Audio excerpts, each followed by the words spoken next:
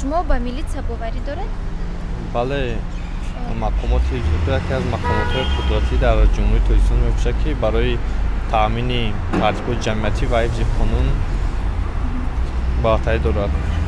شما یگان بار با اون کس مراجعت کرده؟ بله من مراجعه کردم و موافق قانون اون مسائلی که من مراجعه کردم اون رو حل کردم. شما میدونید تلفنی باوری آنها چند است؟ 221. ها البته با میلیتسیا باور داریم چون که همه جنایت‌ها که در این دوره‌ها صادر می‌شود تنها با دستگیری و یاری میلیتسیا پیشگیری کرده می‌شود. یگان بار شده است که شما با آنها مراجعت کرده باشید؟ نه نشده است. یگان شناسه ها شدن چون که یاس 21 است و خیلی هم کمبودی زیاد نشده بود. شما تلفنی باوری میلیتسیا رو البته نالدو. Да, доверяю.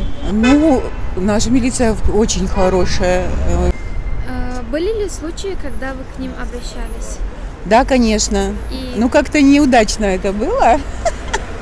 У меня украли телевизор, но приехало очень много милиции, сказали, опа, все будет хорошо. Но в результате ни телевизора, ничего не нашлось. Да, я знаю, где его найти. 23, 21, 21. خب با میلیتسیا تاجیک باوری داره؟ متاسفانه حادثه اخیر نشان میدهد که در برابر اینکه میلیتسیا ترتیبات جمعیتی رو تأمین میکند ولی متاسفانه در مسئله بازداشت، تعقیب، جستجو و فشار بالای بازداشت شده ها متاسفانه باور من کمتر است. شما یگان حالت شد که با میلیتسیا مراجعت کرده باشید؟ نه خوشبختانه تا به حال یگان حالتی نشده است که من میلیتسیا مراجعت کنم. رقم‌های باوری میلیتسیا میدونید؟ میدونم اگر خطا نکنم 221 است. البته باور میکنم. خیلی به اونها مملکت ما چخیل میشد. وایها هستن آرامی صلح و صلاح. من بسیار منت دارم.